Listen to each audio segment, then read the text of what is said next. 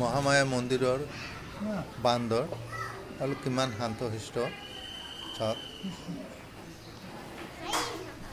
জনা যায় যে প্ৰায় 400 বছৰ আগৰ পুৰণা মন্দিৰ কিছে ডাঙৰ সাপৰ নিচিনা। এইটো আপোনালোকে ভিতৰত চাবলৈ পাব। সেইটোৰ তলেদি আমি ভিতৰেদি একেবাৰে টিপকাই স্নান ঘাট পাব পাৰি। এই গছজোপা আৰ্টিফিচিয়েল গছ, অৰিজিনেল নহয়।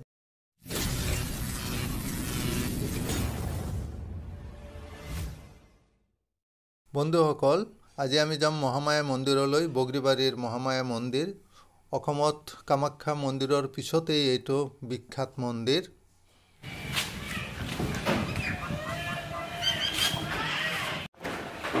ইয়াৰ পৰা চাপৰৰ পৰা প্ৰায় 40 কিলোমিটাৰ যাব লাগিব আমি বিলাসীপাৰা পাৰ হৈ নেশ্যনেল হাইৱেৰে। তাৰ পৰা 5 কিলোমিটাৰমান ভিতৰত সোমাই যাব লাগিব। ধুবুৰীৰ পৰা প্ৰায় 20 কিলোমিটাৰ নিলগত আছে মহামায়া ধাম, অসমৰ দ্বিতীয় বিখ্যাত তীৰ্থস্থান কামাখ্যাৰ পিছতে। আমি এতিয়া নেশ্যনেল হাইৱেত উঠিম। ইয়াৰ পৰা ধুবুৰী যোৱাৰ ৰাস্তাত যাম। প্ৰায় 40 কিলোমিটাৰ যোৱাৰ পিছত আমি পাম বগৰীবাৰী। তাৰ পৰা সফালে গুচি যাম।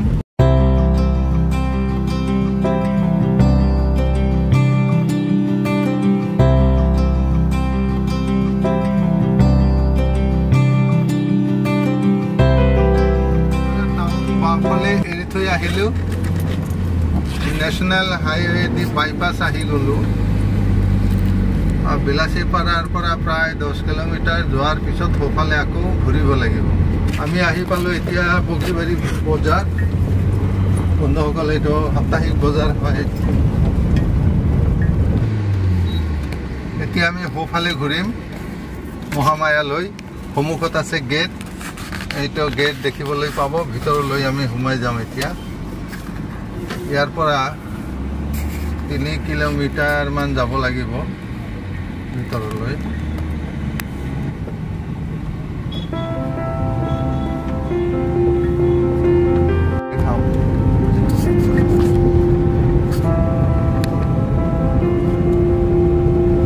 শাৰী শাৰী শাল গছ, বহুত পুৰণা শাল গছ এইবোৰ।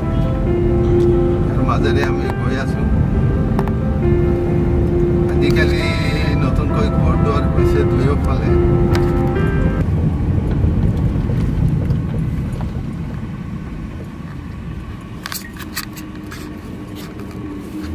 কোকৰাঝাৰ ডিষ্ট্ৰিক্ট। আমি ধুবুৰী ডিষ্ট্ৰিক্টৰ পৰা কোকৰাঝাৰ ডিষ্ট্ৰিক্টত সোমাই আহিছোঁ।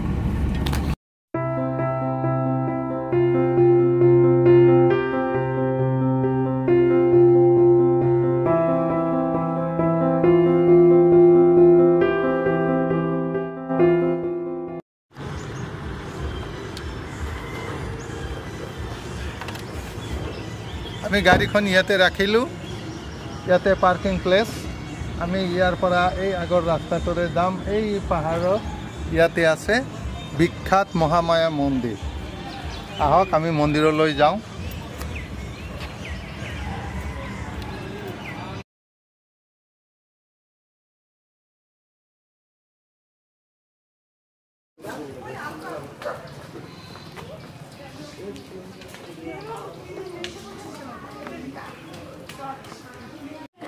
এইটো ওপৰত আছে মহামায়া মন্দিৰ, মহামায়া ধাম বুলিও কয়।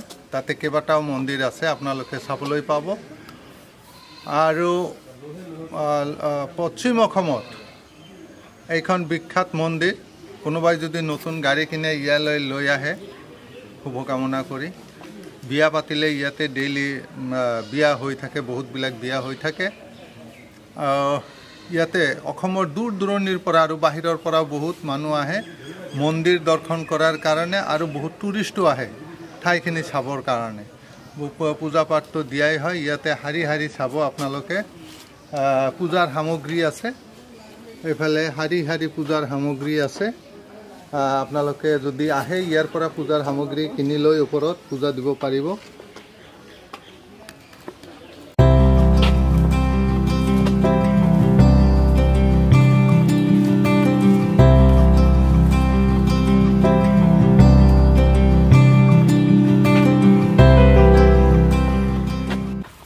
বন্ধুসকল এইখন আছে অফিস এইখন সৰকাৰে বনাই দিয়া বিল্ডিং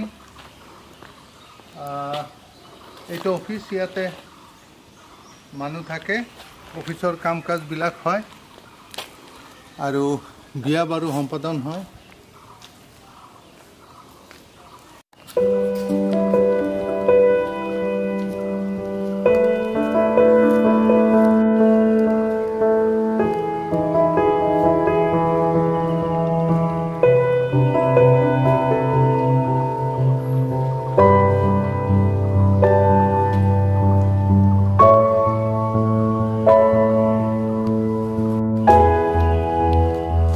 ইয়াতে দৈনিক বিয়া পতা হয় বিভিন্ন ঠাইৰ পৰা মানুহ আহে বিয়া পাতিবলৈ আৰু ইয়াতে বিয়া পতাটো তেওঁলোকৰ ভৱিষ্যতৰ সুখৰ কাৰণ হ'ব পাৰে বুলি বিশ্বাস কৰে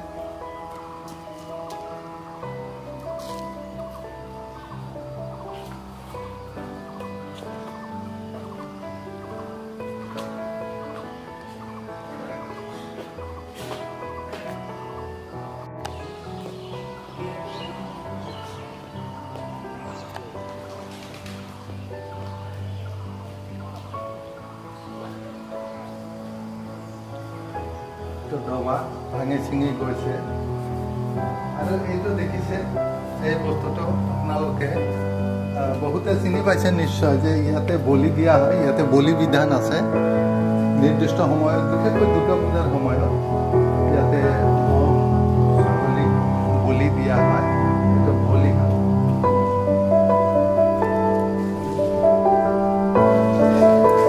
বন্ধুসকল এইটো আছে মনসা দেৱীৰ মন্দিৰ ইয়াতে মনসা দেৱীৰ পূজা হয় বহুত কেইটা মন্দিৰ একেলগে আছে আৰু মন্দিৰ আছে ইয়াতে শিৱ মন্দিৰ আছে আৰু কেইটামান মন্দিৰ আছে সৰু সুৰা এইটো আমি যিটো মেইন মন্দিৰ চাবলৈ আহিছোঁ এইটো আছে মহামায়া মন্দিৰ আপোনালোকে চাবলৈ পাৰিছে গেটটো বন্ধ আছে যেতিয়া পূজা পাঠ চলে তেতিয়া খুলি দিয়া হয় ইয়াতে পূজা সামগ্ৰীবিলাক আছে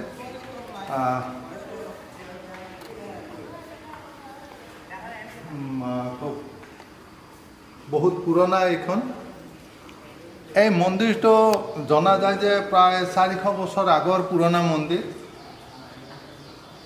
400 বছৰ আগতে ইয়াৰে সুন্দৰ পাহাৰৰ টিলাৰ সুন্দৰ মনোৰম পৰিৱেশত এই মন্দিৰটো তৈয়াৰ কৰা হৈছে আৰু ইয়াতে ওচৰৰ পাজৰৰ সকলো মানুহ আহি ইয়াতে পূজা পাঠ কৰে আৰু বিশেষকৈ দুৰ্গা পূজাৰ সময়ত বহুত ভিৰ হয় অকল মন্দিৰে নহয় ইয়াৰ আশে পাশে যিমান আপোনালোকে দেখিছে গছ গছনিৰে ভৰা সৰু পাহাৰৰ টিলা এটি মনোৰম ঠাই মনোৰম দৃশ্য আৰু ইয়াতে বহুত মানুহ এনেও ফুৰিবলৈ আহে সময় কটায় আৰু আপোনালোকে যদি অসমৰ উজনি অসমৰ পৰা আহে গুৱাহাটী হৈ আপোনালোকে ধুবুৰীৰ ফালে আহি থাকিলে ধুবুৰী পুৱাৰ 20 কিলোমিটাৰমান আগতে আপোনালোকে নেশ্যনেল হাইৱেৰ পৰা উত্তৰ ফালে সোমাই আহিলে পাব এই মন্দিৰ এইটো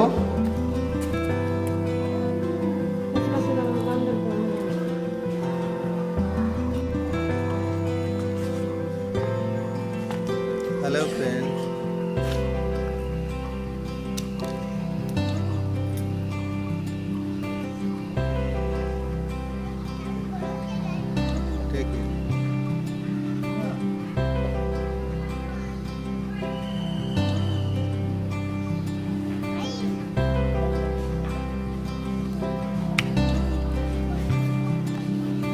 Bye.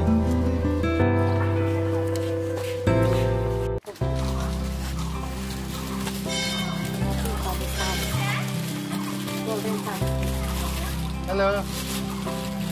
Hello.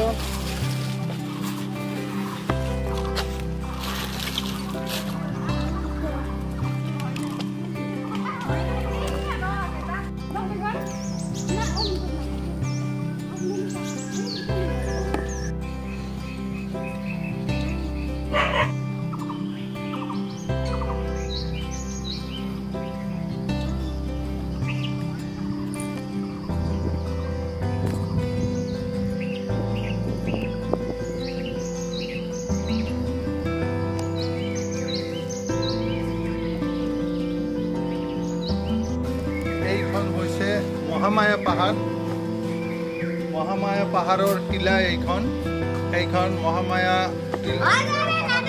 বুৰুজ বুলি কয় এইখিনি ঠাই।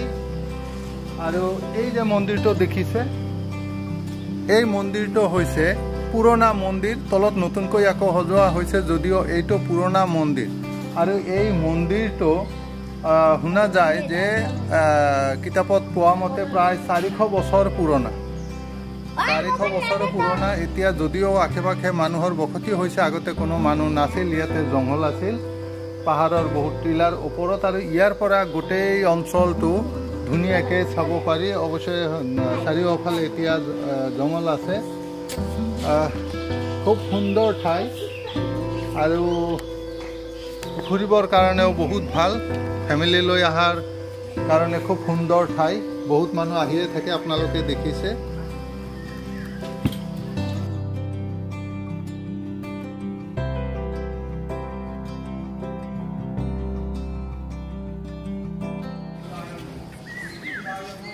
এই পুৰণা মহামায়া মন্দিৰৰ ওচৰতে আছে এইটো শিৱ মন্দিৰ। ইয়াতেও পূজা পাঠ হয়। প্ৰায় 5-6টামান মন্দিৰ আছে এইখিনিত, আমি ঘূৰি পকি দেখিলোঁ। ইয়াতেও পূজা পাঠ হৈ আছে, সকলো সময়তে হৈ থাকে।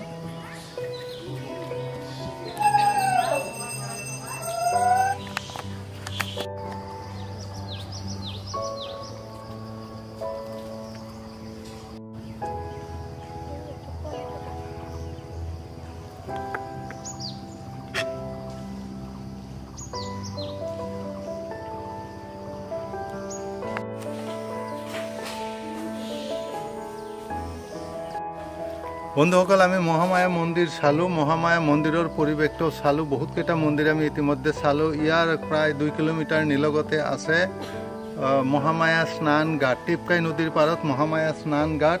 আমি সেইফালেদি গুচি যাম। তাতে বহুত সুন্দৰ সুন্দৰ আৰু ঠাই আছে, মন্দিৰ আছে। এইটো অলপ নতুন ৰূপত সজোৱা হৈছে, আপোনালোকে চাব পাৰিব। বলক আমাৰ লগত। আমি এতিয়া গৈ আছোঁ মহামায়া স্নান ঘাট। স্নান ঘাটত বহুতকেইটা মন্দিৰ আপোনালোকে চাবলৈ পাব। নতুন ধৰণৰ অলপ কাৰুকাৰ্য কৰি বনোৱা হৈছে। আমি তালৈকে যাম, 2 কিলোমিটাৰমান হ'ব।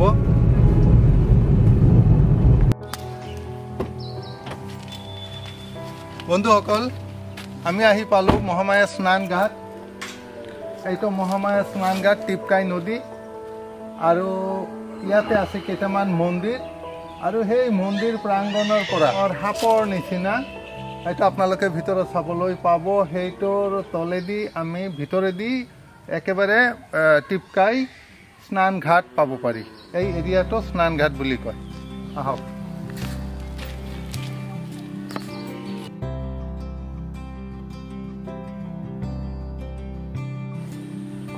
শ্ৰী শ্ৰী মহামায়া স্নান ঘাট মন্দিৰ।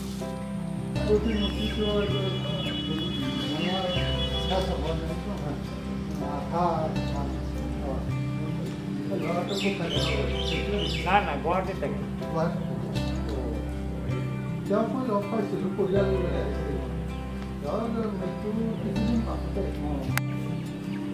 মন্দিৰটো অলপ ঘূৰি চাওঁ।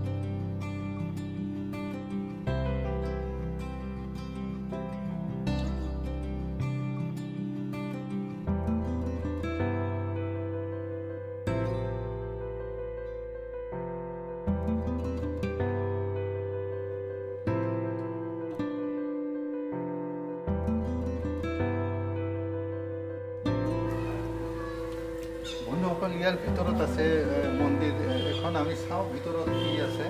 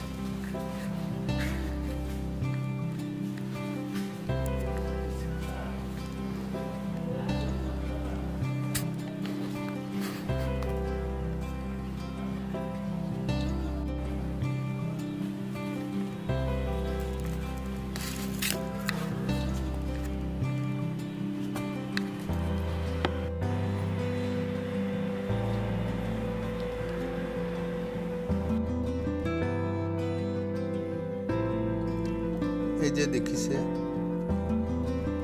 বিশাল আকৃতিৰ সাপ আসলতে ইয়াৰ ভিতৰেদি আছে টিপকাই নদীৰ ঘাটলৈ যোৱা বাট দীঘল অজগৰ সাপৰ নিচিনা আৰু এইটো কাছৰ ভিতৰত দেখিছে ইয়াৰ ভিতৰতো মন্দিৰ আছে এই যে গছজোপা দেখিছে এটা আৰ্টিফিচিয়েল গছ শিল বালিৰে বনোৱা হৈছে এইটো দেখাত অৰিজিনেল গছ যেন লাগিলেও এইটো ইয়াতে অমৰেন্দ্ৰ বৰদলৈ নামৰ এজন পূজাৰী আছিল তেওঁৰ পৰিকল্পনাত এইবোৰ বনোৱা হৈছে ডাঙৰ হনুমানৰ মূৰ্তি ইয়াৰ ভিতৰতো মন্দিৰ আছে বিশাল সাপ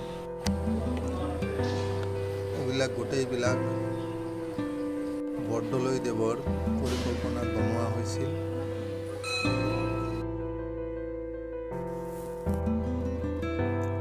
এই যে আৰ্টিফিচিয়েল গছজোপা দেখিছে এই গছৰ ভিতৰত আছে মন্দিৰ এই যে গছৰ শিপাৰ নিচিনা দেখিছে এটা আসলতে সিমেন্ট বালিৰে বনোৱা কিমান স্বাভাৱিক মানে বনোৱা হৈছে বহুত মানুহে এইটো অৰিজিনেল গছ বুলি ভুল কৰে ধৰিবই নোৱাৰে ইয়াৰ ঠাল ঠেঙুলিবিলাক বনাইছে চাওক ইয়াৰ লতাবিলাক বনাইছে এইবিলাক সব আৰ্টিফিচিয়েল আপোনালোকে চাব পাৰিব যে কৰবাত ভাঙিছে এইটো ৰড ওলাই গৈছে আপোনালোকে চাব পাৰিব এইটো দেখিলে গম পাব যে এটা আৰ্টিফিচিয়েল নহলে আপুনি ধৰিব নোৱাৰে যে এটা আৰ্টিফিচিয়েল গছ ইয়াৰ পাতবোৰ হেউজিয়া বিশাল বটগছ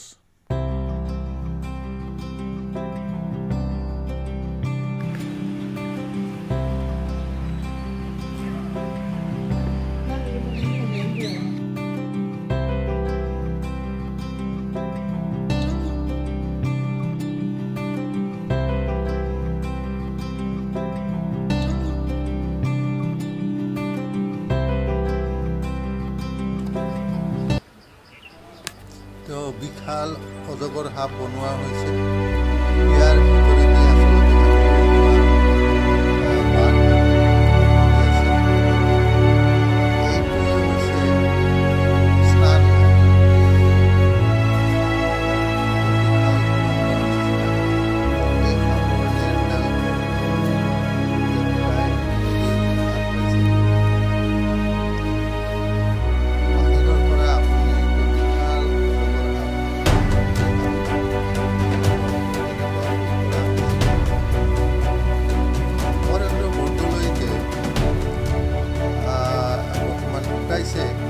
আৰু সেইটো কাৰণে এই গোটেই পৰিকল্পনাটো গোটেই কেম্পাছটো অলপ যত্নৰ অভাৱ হৈছে যেন এবাৰ ধাৰণা হৈছে ইয়াতে ৰাস্তাটো বন্ধ কৰি দিয়া হৈছে ৰাস্তাটো সুৰংগটোৰ অলপ মেৰামতি কৰিব লগা আছে কিছু কিছু ঠাইত ডেমেজ হৈছে এইটো নেজডাল আপোনালোকে দেখিবলৈ পাইছে বিশাল অজগৰৰ ওপৰলৈ উঠি গৈছে ইয়াৰ মাজতে আমি